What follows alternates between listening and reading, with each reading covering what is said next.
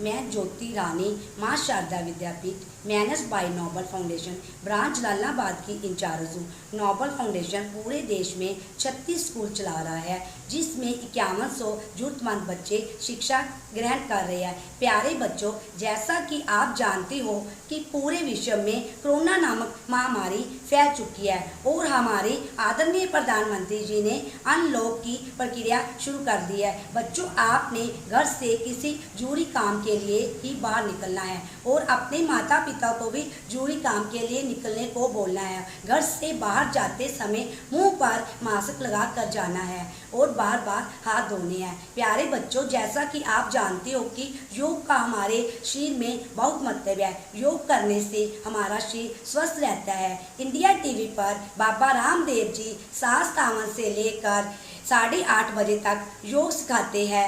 आपने योग करते समय अपनी फ़ोटो खींचकर अपने अध्यापक को सेंड करनी है।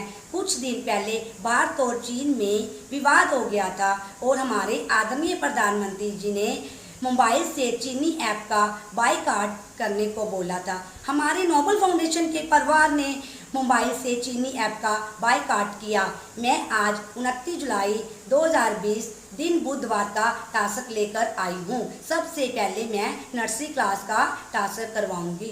नर्सरी क्लास स्वर अ अनार, आ आम, ई इमली, ई ईख, उ उल्लू, उ ऊन, ऋषि, ए एड़ी, ए ऐनक, ओ ओखली, ओ औरत, अंक अंगूर, अ टास्क 4 LKG 2 अक्षरों का जोड़।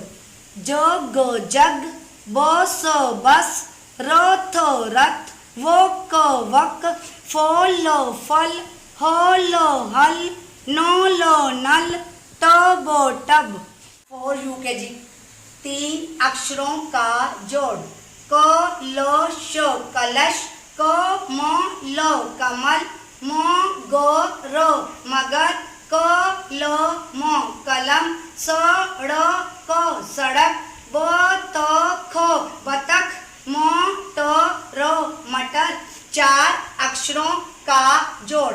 ब र त न बर्तन, स र क स सर्कस, श र ब त शरबत, अ ज ग र अजगर, थ र म स थर्मस, त र क श तरकश, ख ट म ल खटमल। फर्स्ट क्लास पाठ 7 शेर का बच्चा। किसी जंगल में एक गुफा थी। गुफा में एक शेर और एक शेरनी रहते थे। गुफा में उनका बच्चा भी रहता था। रात को शेर और शेरनी दोनों ही शिकार के लिए बाहर जाते थे। शेर का बच्चा गुफा में ही रहता था। एक रात शेरनी ने अपने बच्चे से कहा, हम शिकार के लिए जा रहे हैं, तुम गुफा में ही रहना, बाहर मत निकलना, बाहर शिकारी घूम रहे हैं। बच्चे ने कहा, माँ ठीक है, मैं गुफा में ही रहूँगा। बच्चे का उत्तर सुनकर शेर और शेरनी शिकार के लिए चले गए। शेर का बच्चा माँ की बात भूल गया। वह गुफा से बाहर आया। चांदनी रात थी, चांद चमक रहा था। समीप ही एक नदी थी। शेर का बच्चा नदी के तट पर जाकर पानी पीने लगा। तभी एक शिकारी ने शेर के बच्चे को पकड़ लिया।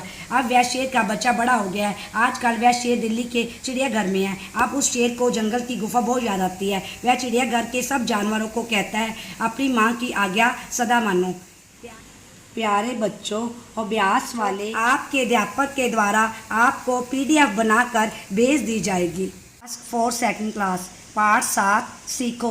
फूलों से तुम हंसना सीखो, भौरों से तुम गाना, तरु की झुकी डालियों से सीखो नित्य शीश झुकाना, धुएं से तुम सीखो ऊपर ऊपर जाना, मेहंदी से तुम सीखो सब पर अपना रंग चढ़ाना, दूध और पानी से तुम सीखो मिलना और मिलाना, प्रेम से तुम सदा सीखो हंसकर बोलना और बुलाना।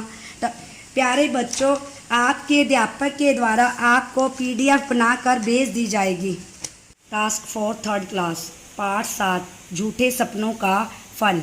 देवकोट नगर में एक ब्राह्मण रहा करता था। एक बार उसे किसी यजमान ने मलाई से भरा एक कटोरा दिया। वह ब्राह्मण मलाई से भरे कटोरे को लेकर अत्यंत प्रसन्न होकर नाचने लगा, क्योंकि उसने सारे जीवन में कभी मलाई ना खाई थी, केवल मलाई का नाम ही सुन रखा था। गर्मी का मौसम था, धूप ही भी उस दिन बहुत तेज थी। धूप से बचने के लिए वे बेचारा कुम्हारों के एक घर के पास जाकर एक वृक्ष के नीचे लेट गया। उसके चारों ओर मिट्टी के ढेर लगे हुए थे। वह लंबा सफर तय करने के कारण काफी थका हुआ था। थकावट के कारण लेटते ही उसे नींद आ गई। सोए सोए ही उसने देखा कि उसके हाथ में एक डंडा है तथा वह मलाई से भरे उस कटोरे की रक्षा कर रहा है। सोए सोए ही उससे सपना आने लगा। उसने सपने में सोचा कि मलाई से भरे उस कटोरे को क्यों ना बेच दूं। इससे मुझे जो पैसे मिलेंगे उनसे मैं कटोरे और बर्तन ही खरीद लूंगा। उन्हें बेचकर मुझे लाभ तो अवश्य ही होगा। फिर मैं और कटोरे और बर्तन खरीद लूंगा। इस प्रकार मैं काफी धनवान बन जाऊंगा।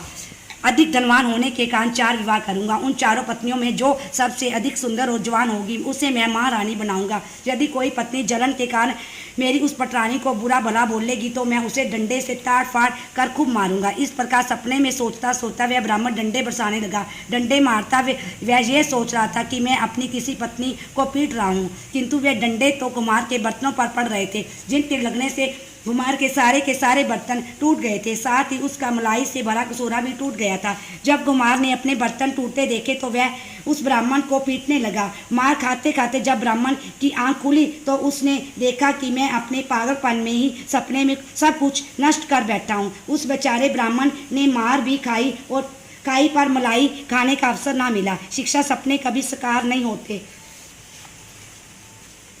प्यारे बच्चों आपको आपके अध्यापक के द्वारा PDF बनाकर भेज दी जाएगी। 4th क्लास पाठ 7 परोपकारी द्वितीय।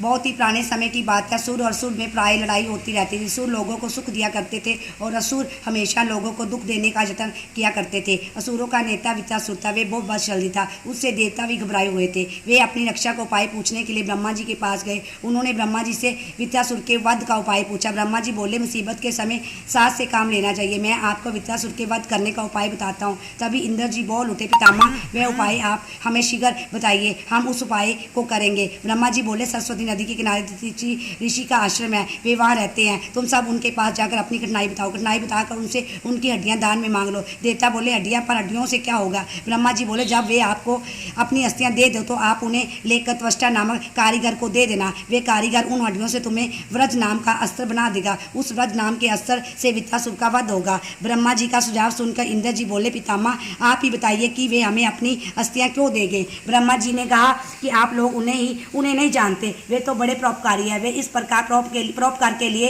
तो अपने प्राण तक भी दे देंगे। ब्रह्मा जी के कहने के अनुसार देवता उन्हें प्रणाम करने चले गए। वे सरस्वती नदी के तट पर उनके आश्रम में पहुंच गए। देवताओं को अपने आश्रम में आया देख ऋषि दिति बहुत प्रसन्न हुए। वे देवताओं से बोले, मैं आपको के यहाँ शुभ गमन का हार्दिक स्वागत करता हूँ। आज आप सब के दर्शन पाकर मेरा जीवन सफल हो गया। कहिए मैं आपकी क्या सेवा करूं? कृपया आदेश दीजिए। इंद्र जी बोले, ऋषिवर हम सब आपके दर्शन पाकर धन्य हो गए हैं। ऋषि बोले, आप निसंकोच अपना मत प्रकट कीजिए। इंद्र जी दोनों हाथ जोड़कर विनयपूर्वक बोले, ऋषिवर हमारे सामने एक बहुत बड़ी समस्या आकर खड़ी हो गई है। हम उसका समाधान करवाने के लिए आपके श्री चरणों में उपस्थित हुए हैं। ऋषि बोले, कैसी समस्या? तब सब देवता एक साथ बोल उठे, मानव वृत्रासुर नाम के राक्षस ने चारों ओर आतंक मचा रखा है, जहाँ तक कि वे हमें भी अत्यंत कष्ट दे रहा है। ऋषि बोले, ये तो बहुत बुरी बात है। कहिए इस कार्य में मैं आपकी क्या सहायता कर सकता हूँ?